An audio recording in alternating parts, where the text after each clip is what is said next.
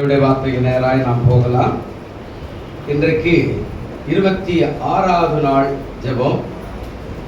இன்றைக்கு 26வது நாள் ஜெபம். ஆண்டவர் மட்டுமாய் நம்மை கிருபையாய் நடத்தி ஆசீர்வதித்து இந்த ஜெபத்திலே நம்மை நடத்தி வந்திருக்கிறார். நான் நேற்று சொன்னது போல யார் வந்தாலும் யார் வரலனாலும் ஆண்டவருடைய நாமத்துக்கு மகிமையுண்டாகட்டும். யார் வந்தாலும் வரலனாலும் ஜெபம் நிச்சயமாக ஒரு அற்புதத்தை செய்கிறதா இருக்கிறது. அல்லேலூயா. அதோட அந்த தேவதாசன் சொன்னார் பாருங்க, அதாவது நீங்கள் நிறைய ஜெபம் பண்ணுறீங்க, இந்த ஜெபத்துக்கான பதிலை வரும் காலத்தில் தான் நீங்கள் பார்ப்பீங்க அப்படின்னா நிறைய நம்ம ப்ரேயர் பண்ணுறோம். இப்போவும் பாருங்கள், 40 நாள் கணக்கு கட்டாயம் உண்மையாகவே ஆண்டவர் ஆசீர்வதிக்க வல்லவராகிறார். இன்றைக்கு தலைப்பு கர்த்தர் உங்களுக்கு முன்பாக செல்கிறார். இதுதான் இன்றைக்கான தலைப்பு, கர்த்தர் உங்களுக்கு முன்பாக செல்லுகிறார். மார்க் எழுதின சுவிசேஷம் 10ஆம் அதிகாரத்தில் 29லிருந்து 32 வரையில இந்த வார்த்தையை குறித்து அங்கே போட்டிருக்கிறாங்க. மார்க்கு அதாவது 10ஆம் அதிகாரம் 29லிருந்து 32வது வசனம் வரையில இதுல இருக்கிற இது என்ன அப்படின்னா, தேவனுடைய அதாவது மரணத்தை குறிக்கிறதாக இருக்கிற, இயேசுவானவர் மரணத்துக்கு போகிற ஒரு காரியத்தை குறிக்கிறதாக இது சொல்லப்படுகிற. அப்ப என்ன சொல்றாரு? கர்த்தர் உங்களுக்கு முன்பாக போகிறவர், கர்த்தர் உங்களுக்கு முன்பாக செல்லுகிறவர் அப்படின்னு இதுல சொல்றார். அதாவது இந்த காரியங்கள் நிறைய இடத்துல இருக்குது, எல்லா சுவிசேஷத்திலும் இருக்கிற. ஆண்டவருடைய நாமத்துக்கு சோத்திரம். ஆனா இந்த காரியத்துல ஒரு மிக முக்கியமான ஒரு காரியம் என்ன அப்படின்னா, 32வது வசனத்துல இதை ஆண்டவர் அங்க சொல்லி வச்சுக்கிறார். பின்பு அவர்கள் எருசலேமுக்கு பிரயாணமாய் போகையில இயேசு அவர்களுக்கு முன்னே நடந்து போனார். அவர்கள் திகைத்து அவருக்கு பின்னே பயத்தோட போனார்கள். அப்போது அவர் 12 அழைத்து தமக்கு சம்பவிக்க போகிறவர்களை அவர்களுக்கு மறுபடியும் என்ன செய்தாராம்? சொல்ல தொடங்கினார். அப்போ இயேசு நமக்கு முன்னாக போகிறார். இயேசு போறாரு, எருசலேமுக்கு போறாரு. எருசலேம்னா என்ன, மேல தாளமெல்லாம் ஒன்றும் கிடையாது. ஆமா, ஒருவேளை கல்யாண வீடுனா அங்க போன உடனே வரவேற்பு இருக்கிறோம், எல்லாமே செய்வாங்க, ஆடல் பாடல் இருக்கும், மேல தாளங்கள் எல்லாமே, கச்சேரி அதெல்லாம் இருக்கும். அதை எதிர்பார்த்து போகிறோம். ஆனா எருசலேமுக்கு இயேசு போகிறாருன்னா அந்த எதிர்பார்ப்போட போகல. அதாவது மரணத்தை நோக்கி அவர் என்ன செய்கிறார்? செல்லுகிறார். அதுதான் இங்க சொல்றார். அதாவது இயேசு நமக்கு முன்னாடி செல்லுவார். கூட இருக்கிற 12 பேரையும் அழைச்சிட்டு போறாரு. அந்த அழைப்பு என்ன நடக்குது அப்படின்னா, அவர்கள் எருசலேமுக்கு பிரயாணமாய் போயில இயேசு அவர்களுக்கு முன்னே அவர் என்ன பண்ணாரா? நடந்து சென்றார். அவர்கள் எல்லாரும் என்ன செய்யறாங்க? திகைக்கிறார்கள்.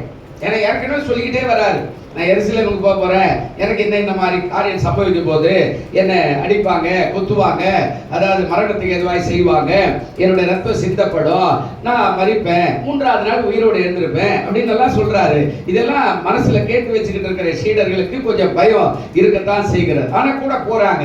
ஆனா போகும்போது அவர்கள் எல்லாரையும் பின்னாக தள்ளி இவர் முன்னாக செல்லுகிறார். இவர்கள் எல்லாம் திகைக்கிறார்கள். அந்த வசனம் அப்படிதான் சொல்ற, திகைத்து அவருக்கு பின்னே இவர்கள் என்ன செய்யறாங்க? பயத்தோட போறாங்க. இவங்களுக்கு பயம் இருக்குது, எல்லாருக்குமே இருக்கதான் செய்யும். ஏன்னா இப்ப பாருங்க, ஒரு எலெக்ஷன் அறிவிச்சிட்டாங்க. ஏப்ரல் 23ல நம்ம தமிழ்நாட்டுக்கான எலெக்ஷன் வருது. இப்ப பாருங்க, இப்ப அறிவிச்சிட்ட உடனே எல்லாருக்குமே ஒரு கார்ல போனா கூட யாரா தடுப்பானா, ஏதாவது கொண்டு போனா தடுத்துருவானா, பிடிச்சிருவானா, எல்லாருக்குமே இருக்குமே. அது போல அவர்கள் முன்னாடி போனா நம்மளை பிடிச்சுக்குவாங்க அப்படின்னு அவங்க பயந்ததுனால தான் இயேசு முன்னே போனார். ஒரு 6 காரியத்தை சொல்றேன். இயேசு மரணத்தை நோக்கி சென்றார். அல்லேலூயா. நம்முடைய வாழ்க்கையில நாம் செய்ய வேண்டிய காரியம், நாம் செய்ய வேண்டிய தண்டனை, நாம் அனுபவிக்க வேண்டிய கஷ்டங்கள், நாம் அனுபவிக்க வேண்டிய பாடுகள் எல்லாம் அவர் சுமந்து தைரியமாக முன்னாடி சென்றார் என்று வேதம் சொல்லுகிறார். 2வது, பிதாவுடைய சித்தத்தை நிறைவேற்ற அவர் சென்றார். பிதாவுடைய சித்தம் ஒன்று இருக்குது, அதை கட்டாயம் நிறைவேற்றணும். அது நிறைவேற்றினா தான் உங்களுக்கு இருக்கிற ரட்சிப்பு. தேவன் என்னை அனுப்பின நோக்கமும் நிறைவேறும். தேவன் எதுக்காக அனுப்பினாரு? மனதாவரை சொன்னா ஏதோ மன அவதாரமா வந்து ஏதோ இருந்துட்டு போப்பா தம்பி, ஏமா முடிச்சுட்டு வாப்பா தம்பி அப்படியெல்லாம் அப்படிலாம் சொல்லல.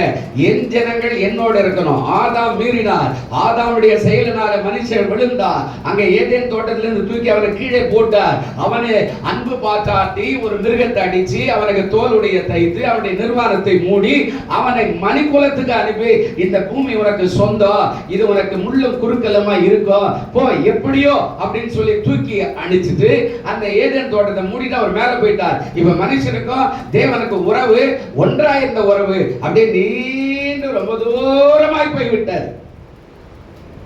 பெரிய மாறவர்கள் இப்ப இதை சரி செய்யணும்னா பிதா சொல்றாரு, நான் என் குமாரன் அனுப்புவேன், அவருடைய ரத்தத்தினால தான் நீங்கள் சுத்திகரிக்கப்பட்டு மறுபடியும் என்னுடைய ராஜ்யத்துக்கு வருவீங்க. இப்ப ஏதேன் தோட்டத்துல மாதிரி வந்து நான் சம்பவித்து இந்த பழம் என்ன, அந்த பழம் என்ன, அந்த பறவை என்ன, அதுக்கு பேர் என்ன, அது ஊர் என்ன, அது காலை எப்படி இருக்கு, அதெல்லாம் கேட்க முடியாது.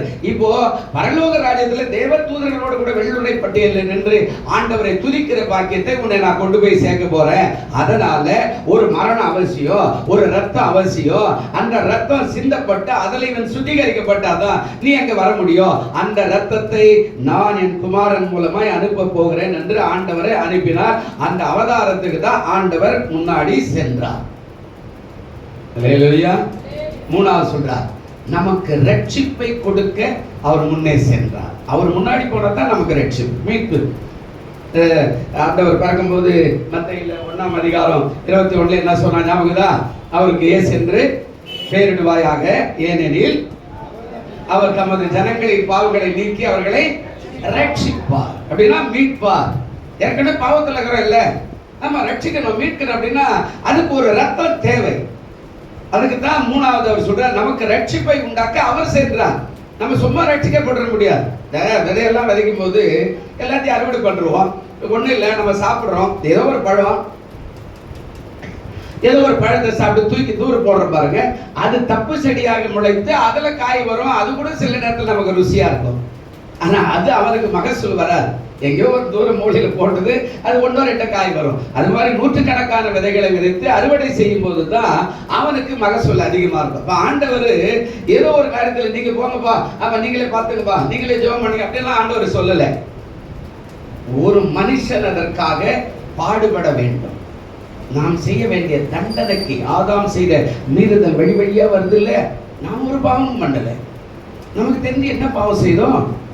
ஒருவேளை போய் பேசிருக்கலாம்,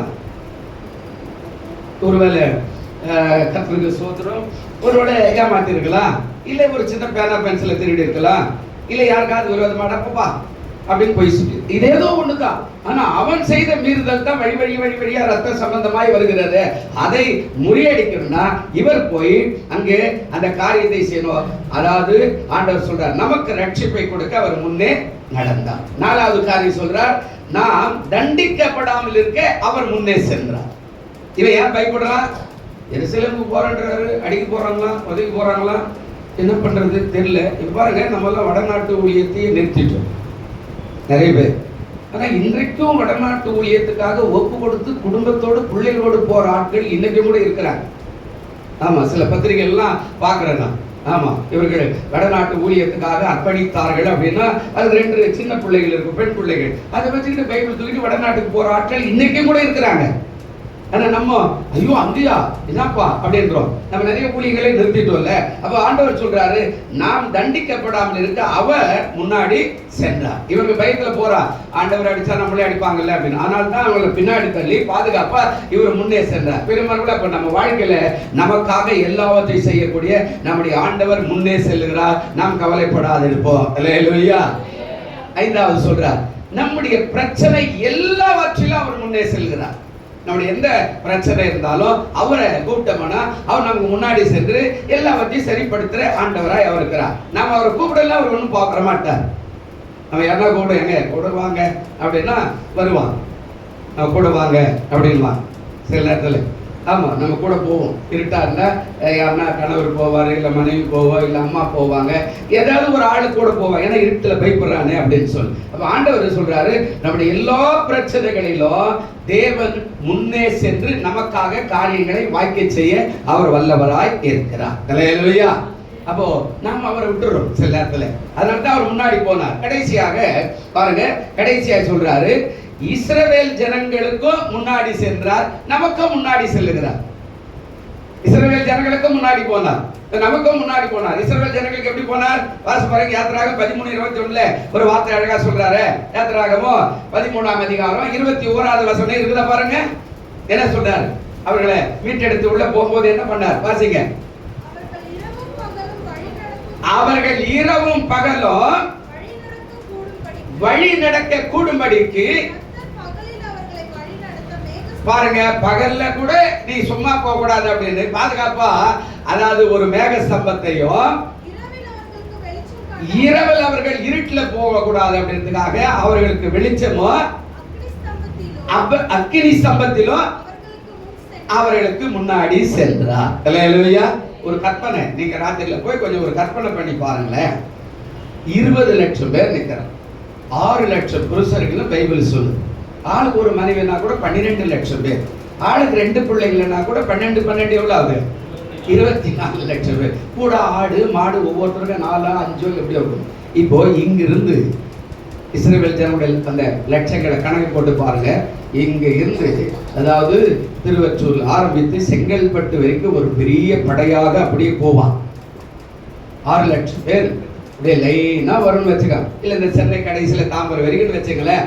இப்ப இவ்வளவு பேரும் அவர்கள் முன்னாடி போறான், அவனுக்கு ஆடு போகுது, மாடு போகுது, மனைவி போறான், பிள்ளை போறான், பொருள் போகுது, வண்டி போகுது. என்ன வண்டி வச்சுக்கிறோனோ அந்த வண்டி எல்லாம் அப்படி போகும்போது அப்படியே போய்கிட்டே இருக்கிறானா. பள்ளை எங்க இருக்குது, மேடை எங்க இருக்குதுன்னு அவனுக்கு தெரியாது. அதனால இரவுல முன்னாடி என்ன போதான்? வெளிச்சம் என்ன செய்துங்க? அப்படியே போய்கிட்டே இருக்குது. இவங்க அதுக்கு முன்னாடி பின்னாடி அப்படியே போயிட்டே இருக்கிறாங்க. பகல்ல மேக ஸ்தம்பம், வெயில் கடுமையானது, பாலைவனம். பாலைவனத்துல அந்த மேகம் அப்படியே முன்னாடியே போகுது. அந்த வெளிச்சத்துல இவங்க என்ன பண்றாங்க? அப்படியே பின்னாடியே போறாங்க. அப்ப நம்முடைய தேவன் சொல்றாரு, அவர் நமக்கு முன்னே சென்று வழிகாட்டுகிற தேவனாய் அவர் இருக்கிறார். அல்லேலூயா. எவ்வளவு பெரிய ஆசீர்வாதம். ஒத்தாளுக்கு இல்லை, அவ்வளவு பேருக்கும் அவர் வெளிச்சமா இருந்தார், அவ்வளவு பேருக்கும் மேக சமமா இருந்தார். என்ன ஆச்சரியமான காரியம். ஒருபோது ஒரு துரும்புபடாம அது எங்க நிக்குதோ ஸ்டாப் ஆயிடுச்சுன்னா அங்க கூடாரம் போட்டுக்கணும், அவ்வளவுதான். அது எங்கேயோ ஒரு இடத்துல நிக்கும். ஆண்டவருக்கு தெரியும், இங்க வந்து பேரிச்சம் இருக்குது, இங்க நீர்வூற்றுகள் இருக்குது, இங்க இவர்களுக்கு வசதியான இடம் இருக்குது, இங்க ஆறு இருக்குது, இங்க தங்கலாம் அப்படின்னு அது நின்னுச்சுன்னா அவங்க அங்க கூடாரம் போட்டு பாளையத்தை போடுவான். நம்ம ஆண்டவர் எவ்வளவு நேசித்தார். அல்லேலூயா. நம்ம மேல எவ்வளவு அன்பு காட்டுறார். நமக்கு முன்னாடி எப்படி பூச்சி புழு எல்லாம் இந்த இரவு நேரத்தில் வெளிச்சம் படும் போது அந்த வனாந்தரத்துல பயங்கரமான பாம்பெல்லாம் இருக்கும். ஏன்னா நான் வனாந்தர வாழ்க்கையில் இருந்திருக்கிறேன், நான் காட்டிலேயே வாழ்ந்திருக்கிறேன். எனக்கெல்லாம் ஞாபகம் 17 வயசு வரைக்கும் அந்த காட்டிலேயே வாழ்ந்தேன். எந்த பாம்பு எப்போ வரும்னு எனக்கே தெரியாது. சார பாம்பு வரலாம், கட்டூரி பாம்பு வரலாம், இன்னும் அதாவது கருணாக வரலாம். அந்த நாணல் அது மாதிரி இவ்வளோ வயரம் வளர்ந்துருக்கும். அந்த நாணல் அப்படியே வளைந்து காய்ந்து போயிருக்கு. அந்த நாணலுக்குள்ள என்ன பாம்பு ஓடிட்டு இருக்குன்னு தெரியவே தெரியாது. அப்போ இந்த வெளிச்சம் இரவு நேரத்தில் அப்படியே வேகமாக போகும்போது எல்லா பூச்சி புழுவும் அவர்களுக்கு முன்னாடி ஓடிக்கிட்டே இருக்கும். ஏன்னா அந்த வெளிச்சம் போயிட்டே இருக்கும்போது அக்கினியாய் பறக்குது. அது நம்மளை எவ்வளோ ஆண்டவர் காப்பாற்றிருக்கிறார். அல்லேலூயா. யோசிச்சு பாருங்க. இப்போ ஆண்டவர் அதை செய்தார். கடைசியாக ஒரு வசனம் இப்ப நமக்கு எப்படி செய்தாரு? ஏசாயா 45ஆம் அதிகாரம் 2வது வசனம் பாருங்களேன். என்ன சொல்றாரு பாருங்க. ஏசாயா 45 2வது வசனம். அவருக்கு முன்னே போனார். என்ன சொல்றார்? நான் உனக்கு முன்னே போய் ஓரல் அவர்களை என்ன பண்ண பாருங்க, செவ்வையாக்கு. இப்ப அது கீழே தான் ஆசீர்வாதத்தை போட்டாரு. அது கீழே பெண்களுக்கு அதை உடைக்கிற, இரும்பு தாழ்களை முறிக்கிற, அந்த காலத்தில் இருக்கிற புதையல்களையும் பொக்கிஷங்களையும் உனக்கு நான் தருகிறேன் அப்படின்னா அடுத்த காரியம் சொல்றாரு. என்ன நடக்குது? நான் உனக்கு முன்னாடி போய் கோணலா இருக்கிற எல்லாத்தையும் நேராக்கி உனக்காக வழிகாட்டுகிற ஆண்டவராய் நான் இருக்கிறேன். அவர் முன்னே போனார். அப்படி முன்னே போனார் அப்படின்னா அவர் ஆண்டவர் முன்னே போனார்னா நம்ம பின்னாடி போறது ரொம்ப ஈஸியான காரியம். அல்லேலூயா. அப்போ எவ்வளவு நல்ல தேவன். நான் உனக்கு முன்னாடி போய் எல்லாத்தையும் உடைக்கிறேன்பா, கோணலா அதை நான் நேராக்குறேன், நீ நடக்கணும்ல. ஆனா ஆண்டவர் கல்லிலும் முள்ளிலும் தான் நடந்தார். சிலுவை தூக்கிட்டு போகும்போது எங்க போனாருங்க? எங்க போனார்? அந்த காலத்துல பாடினானே, இந்த காலத்துல பாட்டு பாடு பாரு, கல்லு முள்ளு எல்லாத்தையும் அடிப்பட்டு நொறுக்கப்பட்டு போனார். எவ்வளவு வேதனை. பாடுறோம் ஆமா, உனக்காக சிகப்பு கம்பளம் விரிக்கப்பட்டிருக்குது. அதெல்லாம் ஒன்றும் கிடையாது. அவருடைய ரத்தம் தான் சிகப்பு கம்பளம். அவர் அடிபட்டு அப்படியே முள்ளு குத்தி அந்த பாதத்துல ரத்தமெல்லாம் எங்க போச்சு, அதெல்லாம் சிகப்பு கம்பளமாய் அதுக்கு மேல நாம சந்தோஷமாய் போறோம். சந்தோஷம் பொங்குது. அவருடைய ரத்தத்து மேல கால் வச்சு போறோம். பாதுகாப்பா இருக்கிற கர்த்தர் நம்மை ஆசீர்வதிப்பார். அதுதான் அந்த தலைப்பு சொல்றார். கர்த்தர் உங்களுக்கு முன்னே என்ன செய்யறார்? செல்லுகிறார். எழுந்திருப்போம், கண்களை மூடுவோம். நல்ல பிதாவே, குமாரனாகிய இயேசுவின் நாமத்தில் நம்முடைய சமூகத்தில் வருகிறோம். நாள் வார்த்தைக்காய் நன்றி. இதை கேட்டுக்கொண்டிருக்கிற பார்த்து கொண்டிருக்கிற எல்லாரையும் ஆசீர்வதிங்க. அவர்களுக்கு முன்னாக சென்று அற்புதங்களை செய்யும்படியாய் ஜெபிக்கிறோம். தொடர்ந்து கிருபை கூட இயேசுவின் நாமத்தில் வேண்டிக் கொள்கிறோம் நல்ல பிதாவே. ஆமென், ஆமென்.